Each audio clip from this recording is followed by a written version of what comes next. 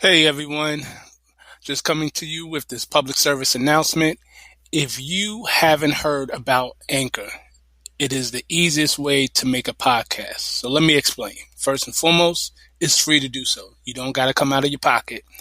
There's creation tools that allow you to record and edit your podcast right from your phone or computer. Anchor will distribute your podcast for you, so it can be heard on Spotify, Apple Podcasts, and a whole bunch of others platforms. You can make money from your podcast with no minimum listenership. That's why I got on it. It's everything you need to make a podcast in one place. Download the free Anchor app or go to anchor.fm to get started. All right, peace.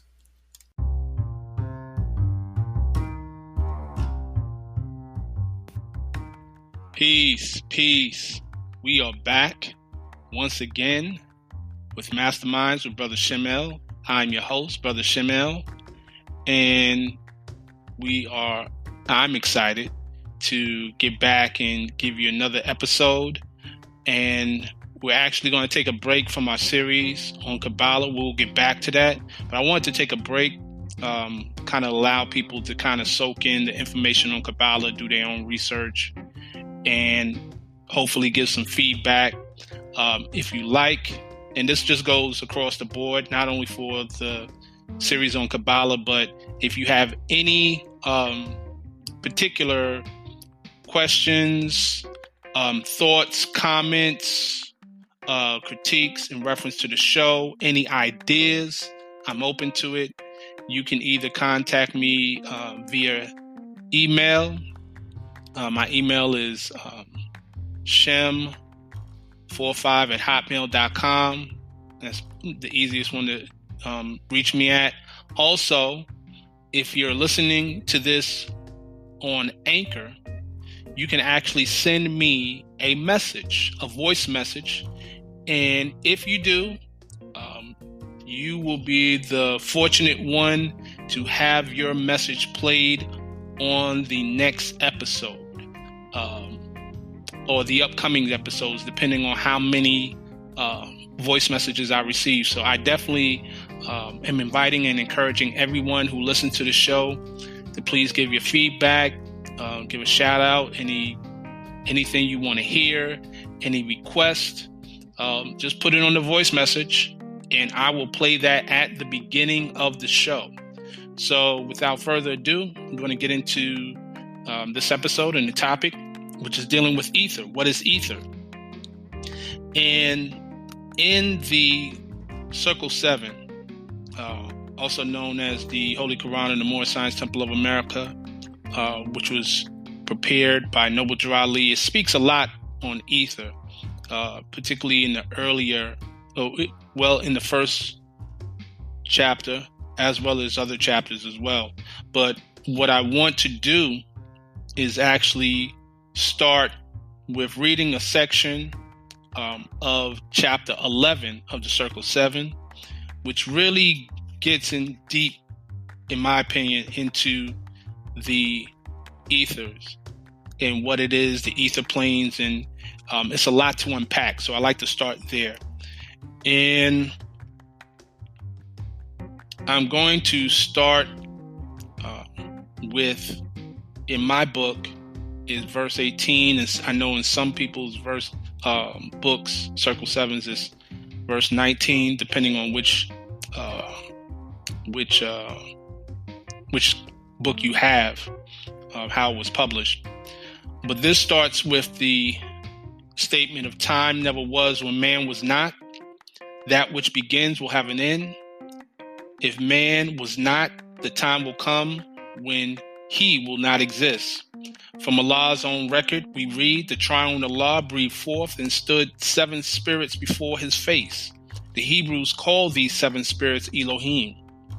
And these are they who, in their boundless power, created everything that is or was. These spirits of the triune Allah moved on the face of boundless space, and 7 ethers were, and every ether had its form of life. These forms of life were but the thought of Allah clothed in the substance of their ether planes.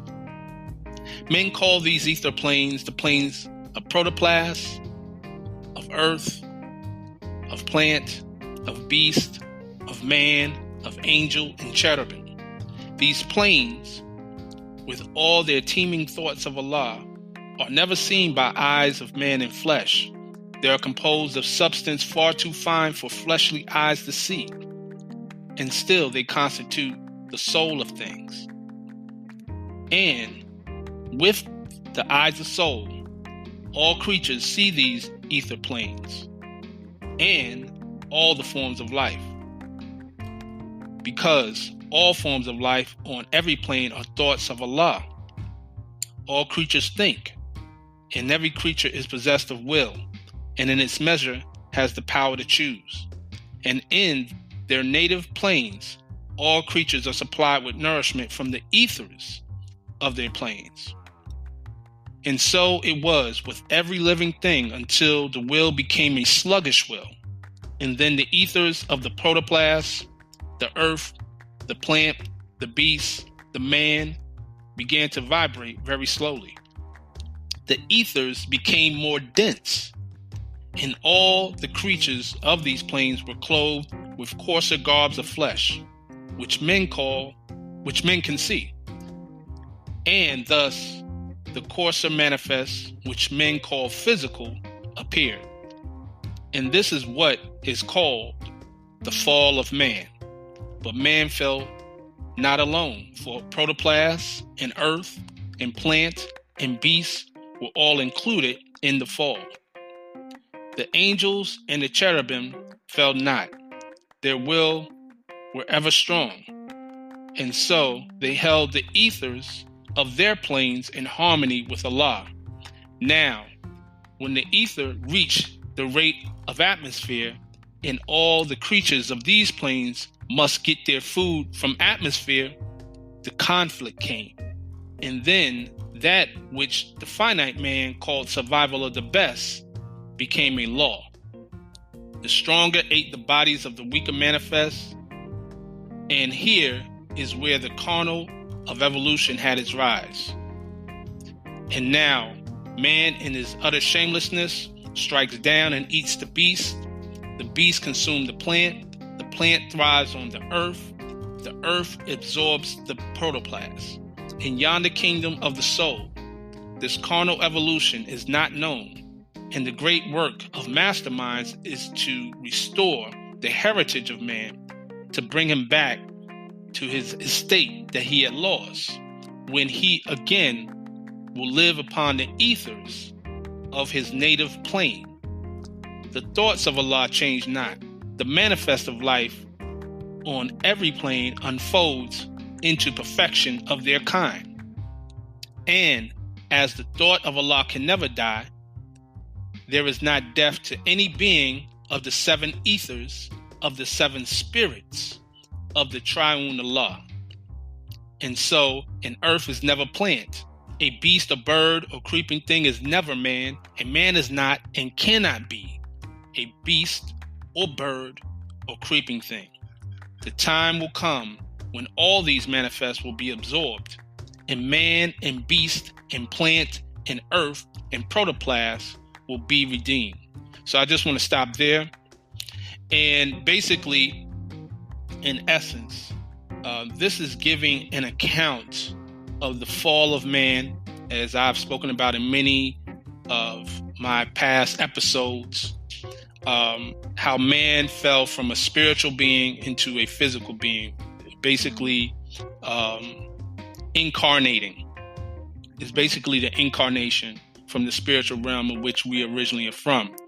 Now, ether is used a lot in this case, and it's very important that we have a clear conception of what is ether. I will be, again, drawing from and referencing the Circle 7, as well as other scriptures, as well as my books. I'll be reading from some of my books, such as Who is Elohim, What is the Higher Self, etc. And just giving some context so that we are clear exactly what we're referring to. Now, it's important to note that ether, of course, there's a couple of things to note. Ether itself has been spoken about for many years, throughout the time. Many masters, many sages, many mystical people have spoken of ether. Is in line with the classical elements. Of course, you have the fire, air, water, earth, and then the fifth element, which is that quintessence, is known as ether. Also, a lot of people talk about the Akashic records. The Akashic records, the word Akashic comes from the Sanskrit word Akasha, and Akasha means ether. So when you speak about, I get it from the Akashic records, I can read the Akashic records, you're basically speaking of a realm, an etheric realm, by which you cannot access physically. Okay, so with that, or they're not stored in a physical thing. It's not a PDF file. It's not it's not a chip. It's not a book. It's not a folder. These records are in an etheric realm. So it's important to know that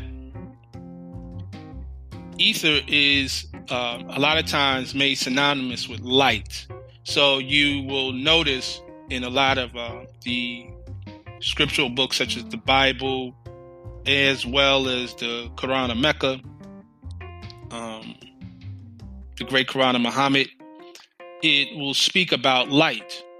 Okay, one of the most renowned passages in the Bible is in the beginning of John chapter 1. Okay, as I've said before, the book of John is considered to have the most spiritual context out of all of the synoptic gospels, that being the books of Matthew, Mark, Luke, and John. It is the only gospel to speak of the divine mission of Jesus in depth. So the subject of the divine light is covered in the very beginning of the book of John, which states, "In the beginning was the Word, and the Word was with God, and the Word was God. The same was in the beginning with God. All things were made by him, and without him was not anything made that was made. In him was life, and the life was the light of men.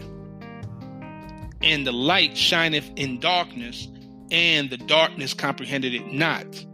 There was a man sent from God whose name was John. The same came for a witness to bear witness of the light, that all men through him might believe. He was not that light, but was sent to bear witness of that light. That was the true light, which lighteth every man that cometh into the world." Okay, so that's speaking of the true light of the essence, the source, which we have many names for, whether you want to call Allah, Yahweh, Jehovah, the Great Spirit, whatever term you want to use. But that light is life, as in the breath of life. And breath, spirit, that's spirit, from spiritus, breath.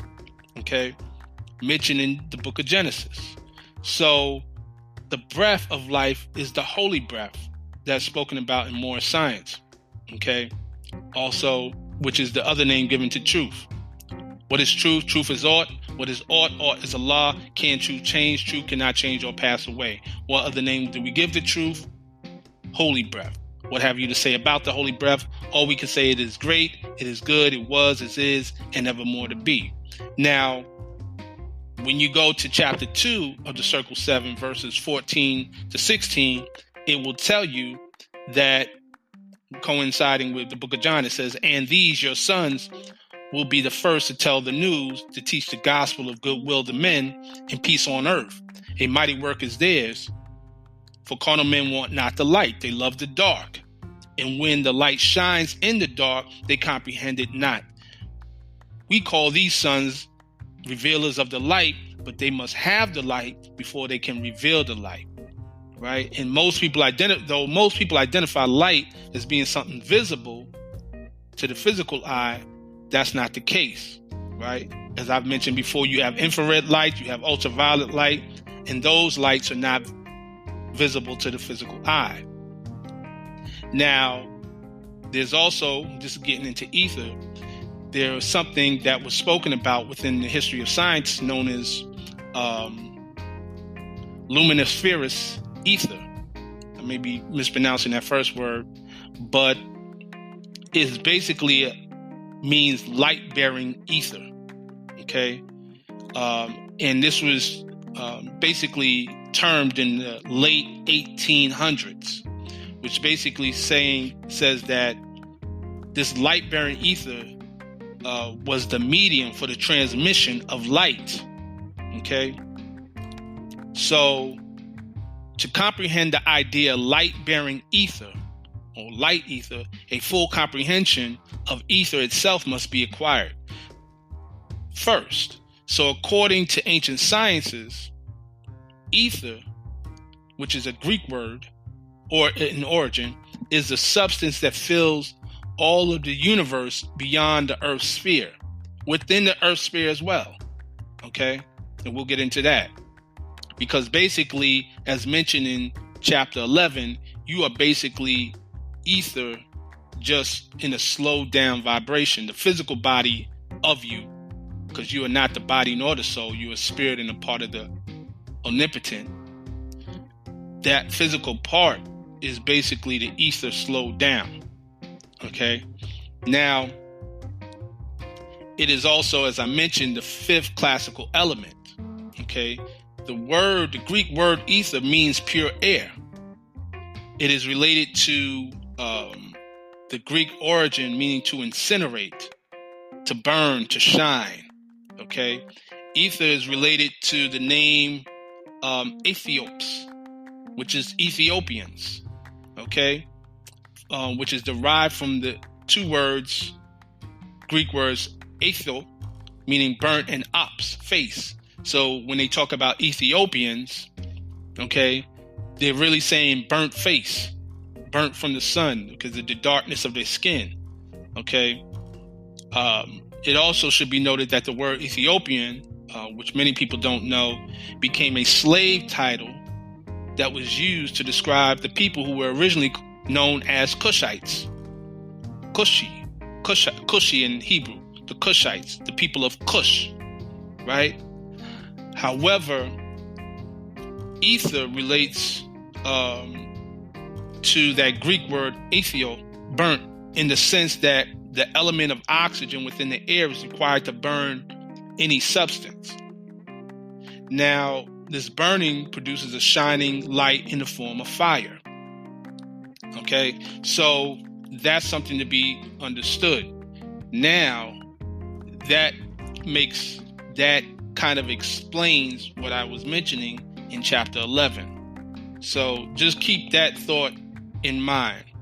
Also, I spoke about the planes. Okay, now the planes, the ether planes. Okay, now in chapter 11, I spoke about man, or read there about man becoming able to sustain himself off of the ethers. Okay, it also explains how when man becomes one with the ethers of Elohim, he achieves immortality. This is done by absorbing the seven manifests. Remember that power is a manifest, as mentioned in the Circle 7. Power is the manifest of force, and the ethers cause the powers to be. So the seven manifests are the seven powers that are controlled by the ethers of Elohim. And we know Elohim, when the question is asked in the Moor's questionnaire, who is Elohim? Elohim is the seven creative spirits that created everything that ever was, is, and ever more to be. Now, when man becomes one with the ethers of Elohim, he can absorb these powers that are attributes of these creative spirits. Now, there's an ancient Kemetic word for power, which is Shem.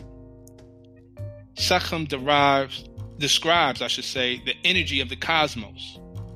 Okay. Now, this power is also related to the force. This inner power, which is also used to denote this energy or this force.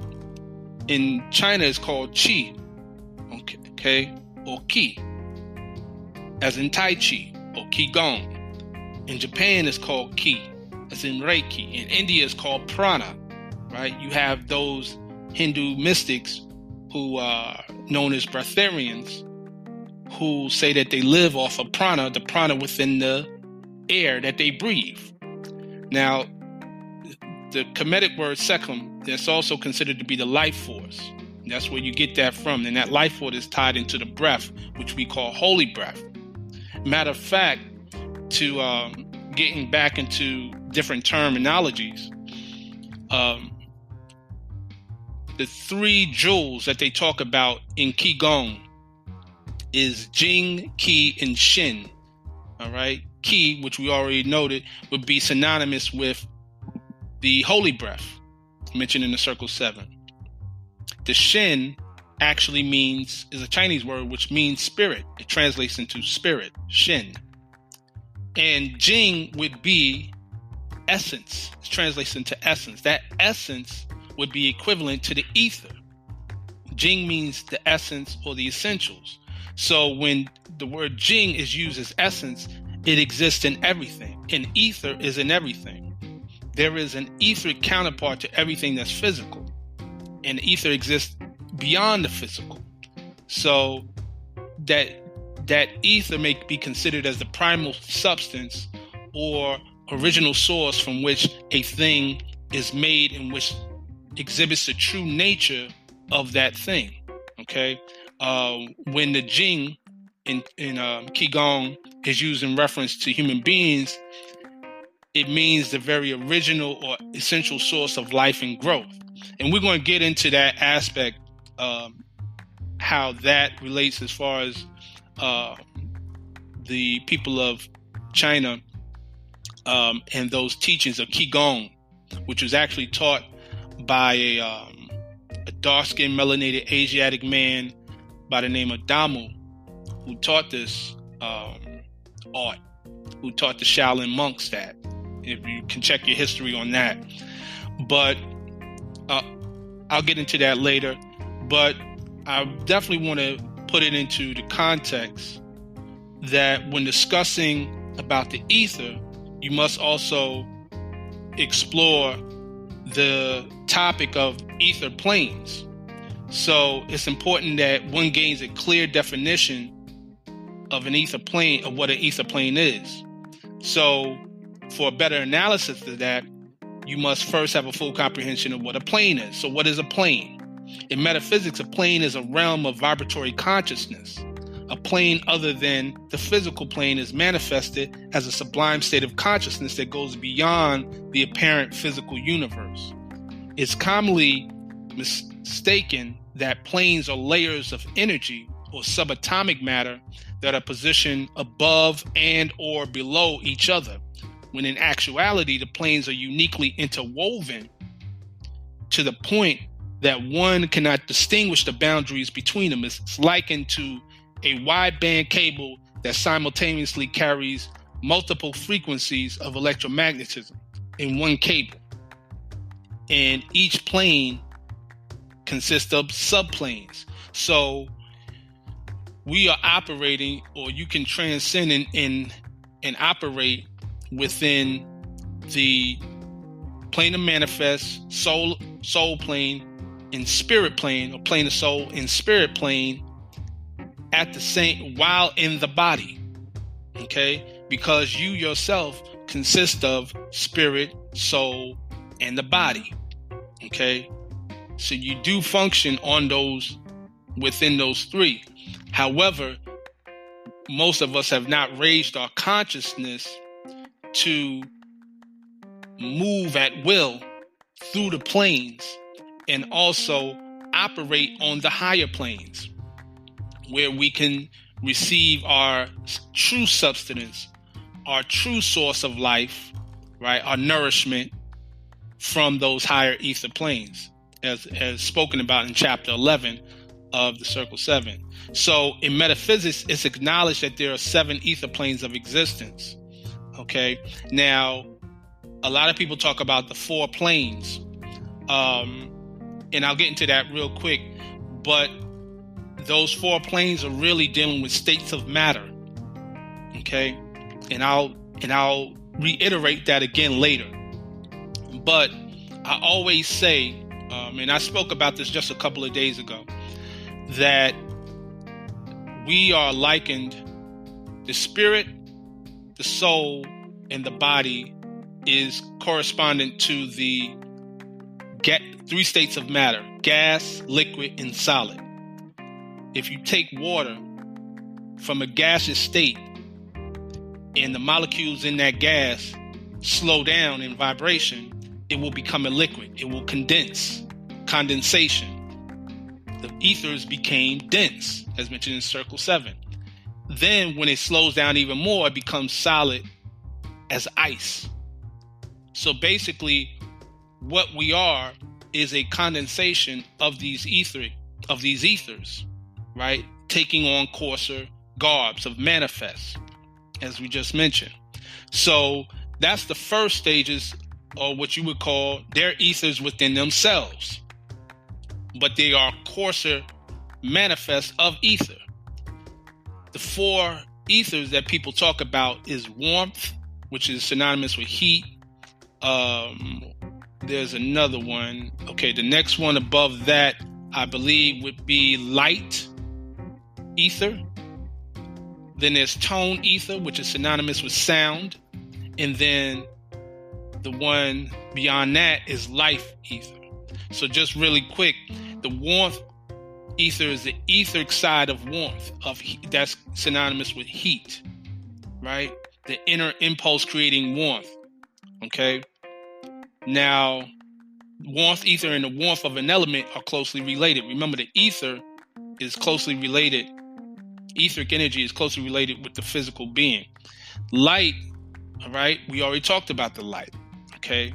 And that corresponds also with the element of air. So warmth, okay, even with the 4 classical elements, that warmth would be the fire, light would be the air. Tone, which is a sound, development of phenomena you see, because you're dealing with vibration of sound, that corresponds with the water element.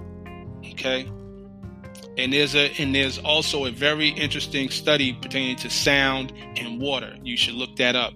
And then life, which they make synonymous with the earth element, which is basically that true life force or the source of all existence. So you have to understand that you're dealing with higher vibrations of your true essence. That should be noted.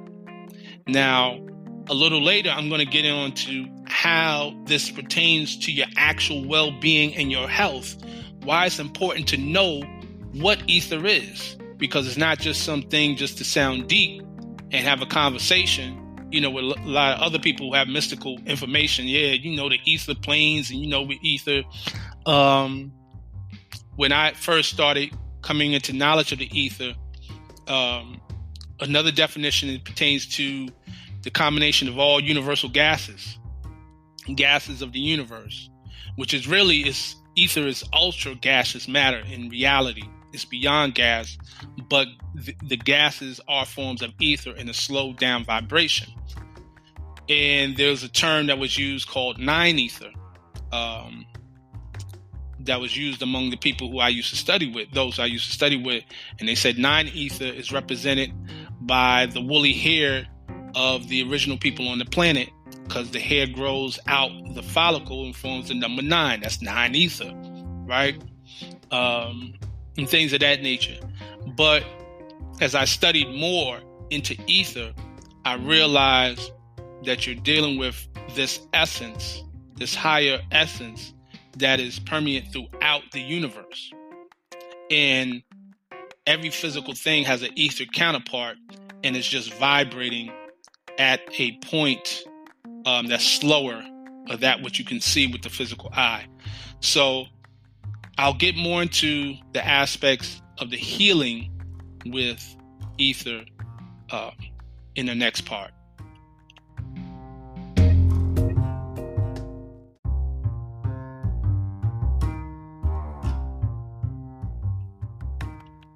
Now, I like to take this time out to read a few verses from chapter 7 of the Circle 7, which I alluded to earlier, speaking about force, power, and the ethers. Okay, and this is chapter 7, verse 16 to 18. It says, "Force is the will of Allah and is omnipotent, and power is that will in manifest, directed by the breath. There is a power in the winds, a power in the waves, a power in the lightning stroke, a power in the human arm, a power in the eye. The ethers cause these powers to be. In thought of Elohim, of man." Let me take that back. I'm sorry. "The ethers cause these powers to be. In the thought of Elohim, of angel, man, or other thinking things directs the force. When it has done its work, the power is no more." So let me repeat that last verse, verse 18. "The ethers cause these powers to be. The thought of Elohim, of angel, man, or other thinking things directs the force. When it has done its work, the power is no more." So that is key to understand that. Also, before that, when the question is asked about power, right, in verse 15, it states that it is a manifest, is the result of force. It is but naught. It is illusion, nothing more. Force changes not, but power changes as the ethers change. So it must be understood that the variance of the vibration of ether is in direct relationship, or the power, I should say, the power, that energy that you get, you receive, is in direct relationship to the vibration of the ether, the rate of the vibration of ether, and the direction of ether, how this ether, this essence, is utilized, how it's transformed. Okay, now this, when you understand this passage right here relating to power and force, okay, which I probably will explore down the line, and really this ties into ether anyway. It's really dealing with ether at the end of the day. It makes much more sense when you have an understanding of certain ancient practices such as Qigong, okay, which is one of those which I currently am studying right now. So this is the thing to understand, right? That, again, going back to that part about the power and the ethers changing, directing by the breath. So in Qigong is based on your breathing. It is understood that how you breathe and how you utilize your breath has a direct relationship to that essence that they call Jing, which is really the ether. Okay. Also with the Qi, or that holy breath, that force that you direct, okay, to basically strengthen the Shen, which is the spirit. Okay, so that's the 3 jewels: the Jing, the essence, which is ether; the Qi, the holy breath, which the Qi, or that inner energy, which is the holy breath, that force, and also the Shen, which is spirit. Okay, so all these play a part. That's again back to the law of 3.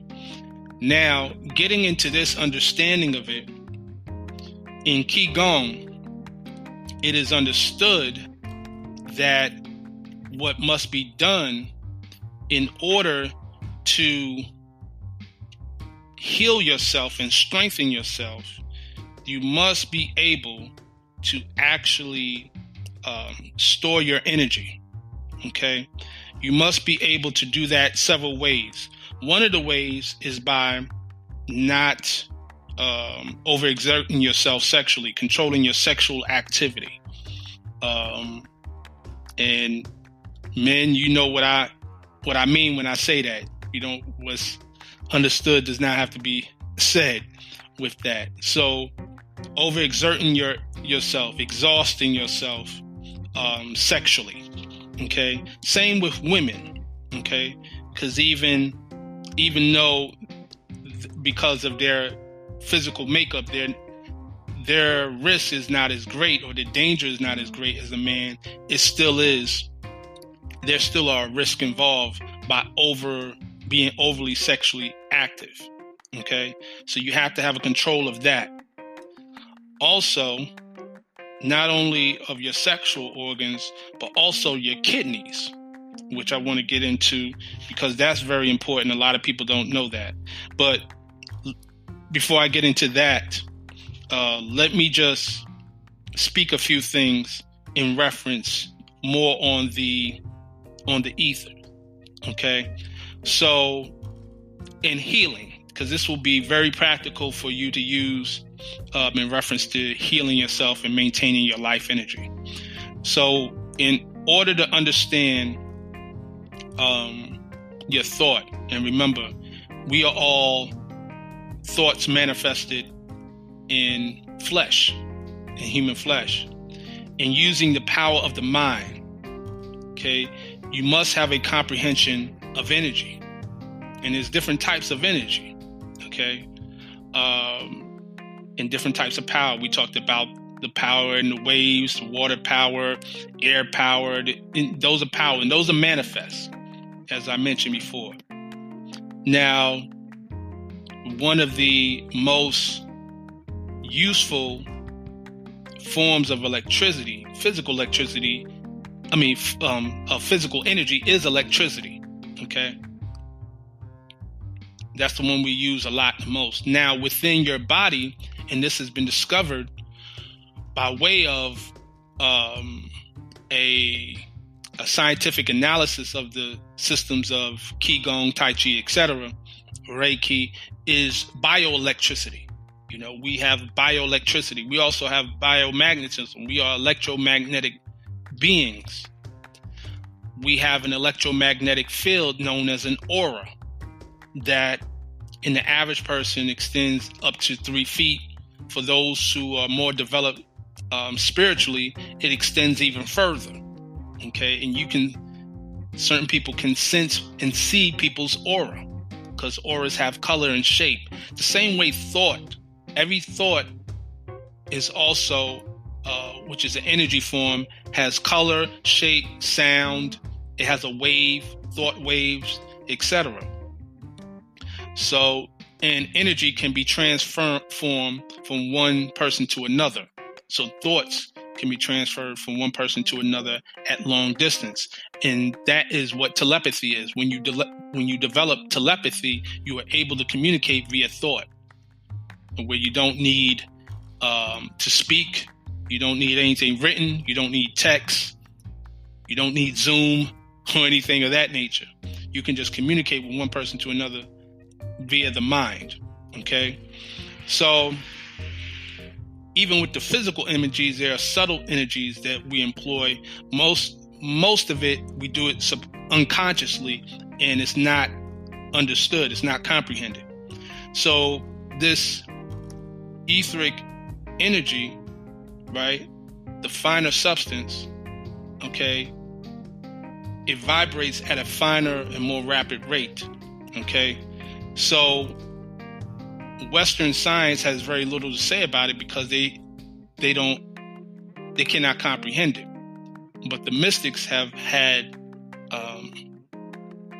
books and writings and recordings and statements in reference to this energy.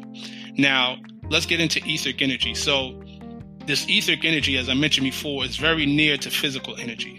In fact, it's the energy which a living being uses to manipulate and move the physical, as I mentioned before. Okay? In the circle 7. So most of the times we use it unconsciously. Okay, that's that power. Okay, once the ethers change, the powers change.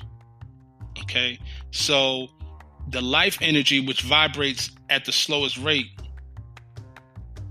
okay, we refer to as the etheric energy. You have the chemical chart, or the chemical table, right? And then you have the etheric table, meaning on the elemental chart of pertaining to the atom.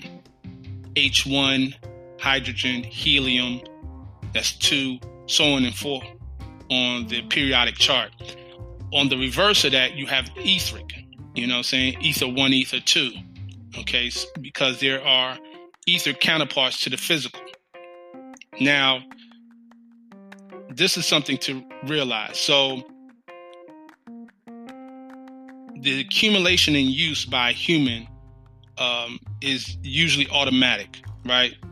Well below the level of consciousness. However, you can train yourself, or you can be trained to learn to manipulate etheric energy, to manipulate the ethers. Remember, as I mentioned before, that the ethers cause these powers to be, and it's the thought of Elohim, of angel, of man, and other thinking things which directs the force. And when it has done its work, the power is no more. So your goal is to be able, as a thinking being, to direct the force. Okay, tapping into that energy and directing the force. This is very key. So, however, what happens is most people, instead of tapping into the etheric energy, it's a lot easier to tap into the mental energy. We're already using it, and we're kind of more conscious of it. Okay, it's more comprehended than or more comprehensible than the etheric energy, right? Because we already are taught in life that we use our mind. Okay, but what happens is that when it's understood and brought in control, the etheric control becomes automatic with that. So that's important to understand with that. Now, I want to get into the aspect of something known as dealing with the healing of us in Qigong. Now, I mentioned about the importance of not exerting yourself sexually, overly sexually, abusing the sexual organs. There's also another organ that is directly related in the teachings of Qigong to what they call the original Jing, or the original essence, which ties into the ether, and that is your kidneys, interestingly enough. So it is understood that, of course, the essence, or that ether, is probably the most important element in your practice of Qigong. Okay, not only in your practice of Qigong, I'm using that as a reference, but also in your overall health. Okay, a lot of people don't know that, the ether. So to regulate the ether means to conserve it and to convert it without any waste. You convert it into the actual, that life force, or that breath, that holy breath, right? That energy throughout your body, right? Which they call Qi. So you have to learn how to keep your original essence which they say is stored in the kidneys. They say the original Jing is stored in the kidneys, okay, by strengthening the kidneys. Now, when I first heard that, I was wondering why would they say it's located in the kidneys? Most of us know kidneys to only deal with, it doesn't pump blood, it doesn't like the heart, and it doesn't control the air like the lungs or pumps air. It deals with production of urine. Now, when you study the kidneys, you'll find something very interesting.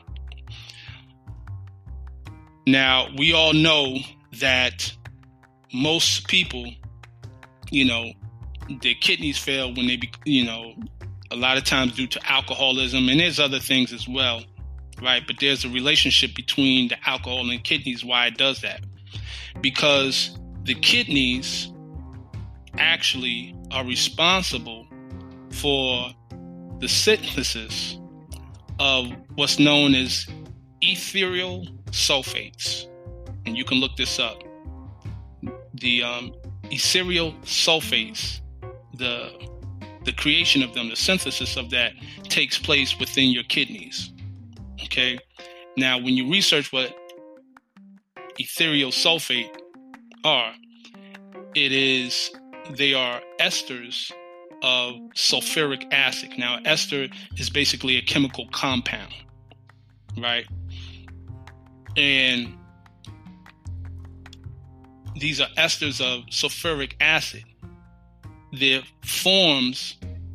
byproducts of your metabolism, okay? And they are excreted within the urine. So these ethereal sulfates are actually put in the urine, okay? Now, we all heard of sulfuric acid. Sulfuric acid, can actually burn. Okay, it's an acid. But not only that, it creates something. You can have something called a sulfuric acid fire. Now, sulfuric acid itself will not flame up. It's not flammable. But when it combines with certain chemicals, it will create a fire. And one of those chemicals is alcohol. Now, alcohol is also ether, right? Especially when you get into that high percentage proof, 80 proof, 90 proof alcohol, right? That is ether. They call it ether. A term that's used for alcoholic beverages is spirits.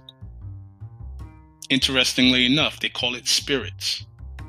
Right? And we all know about what can happen when a person gets intoxicated and they have excessive alcohol, and they look like they are possessed by a spirit, by a demon.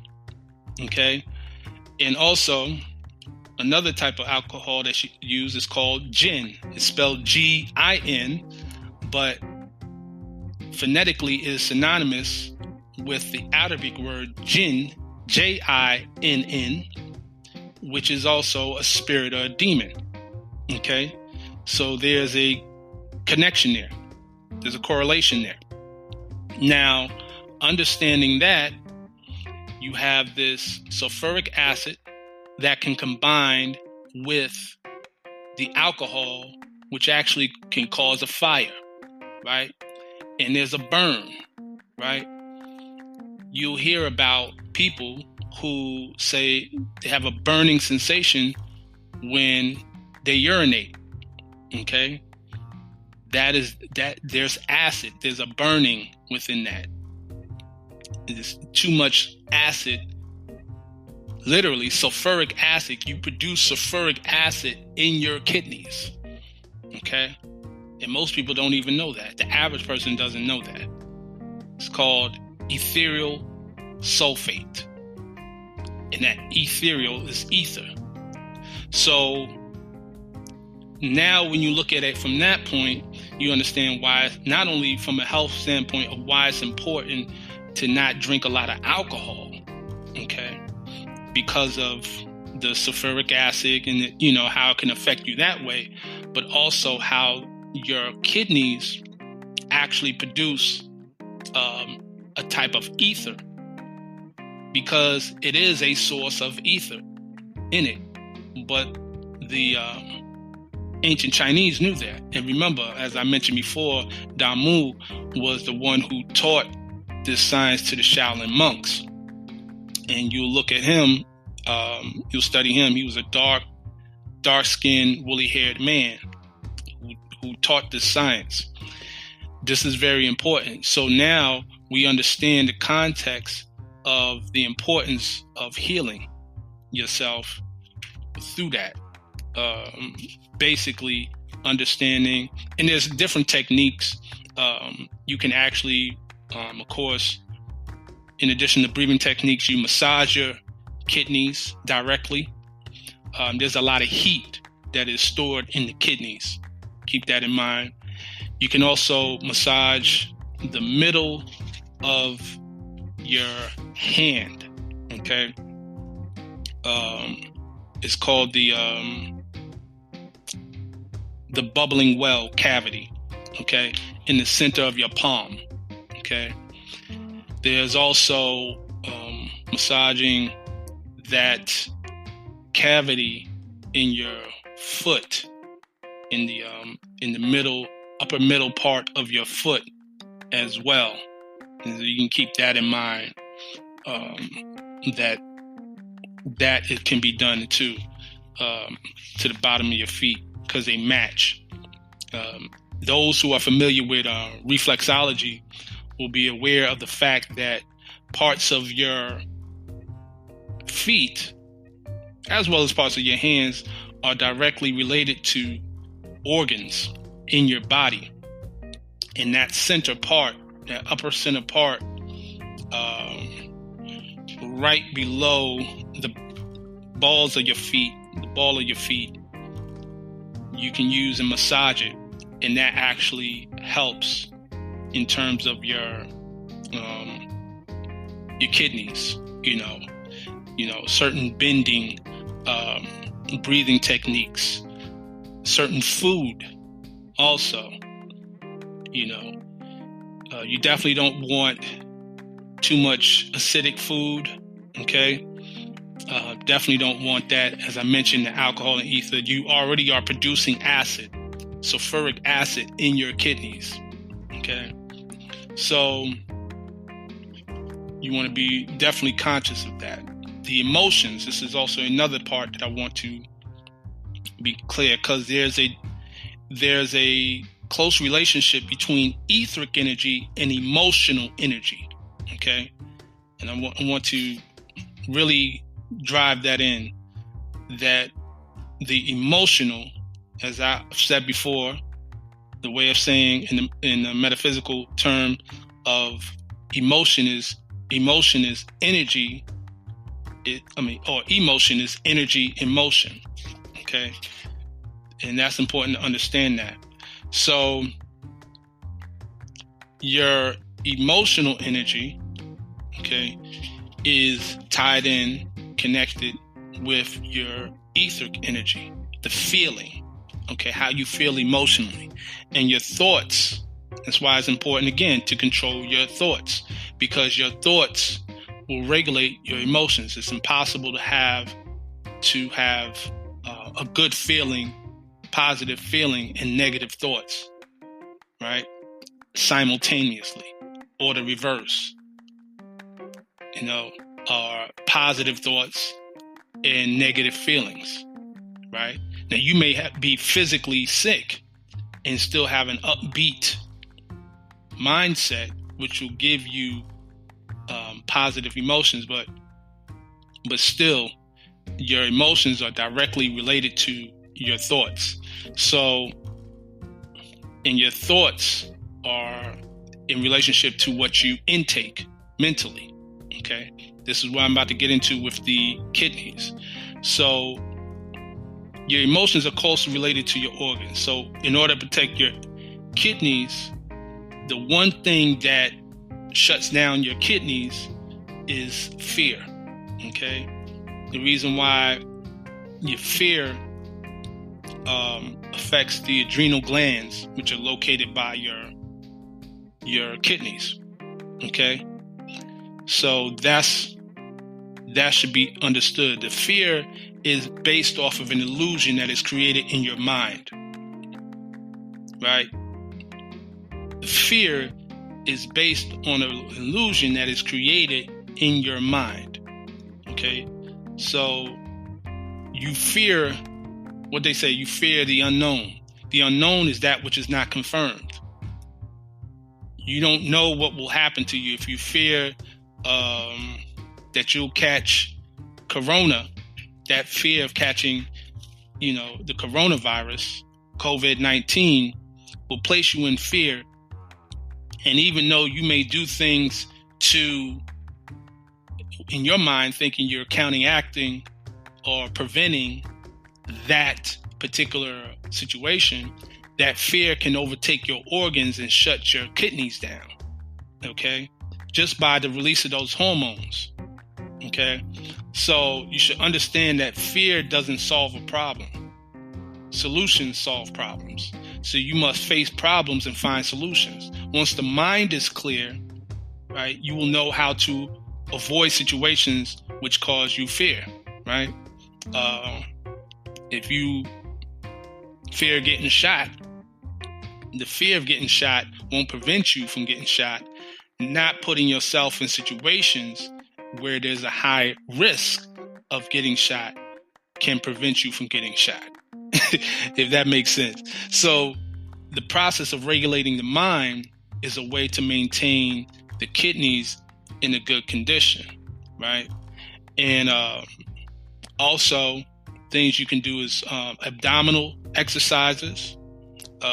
That's good as well.